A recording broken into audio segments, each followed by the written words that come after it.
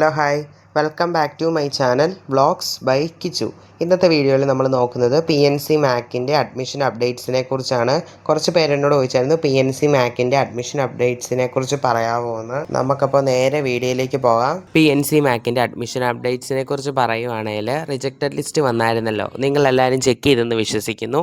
ഇനി provisional rank list വരണം. Provisional rank list വന്നതിന് ശേഷമായിരിക്കും ഫൈനൽ റാങ്ക് ലിസ്റ്റ് വരിക.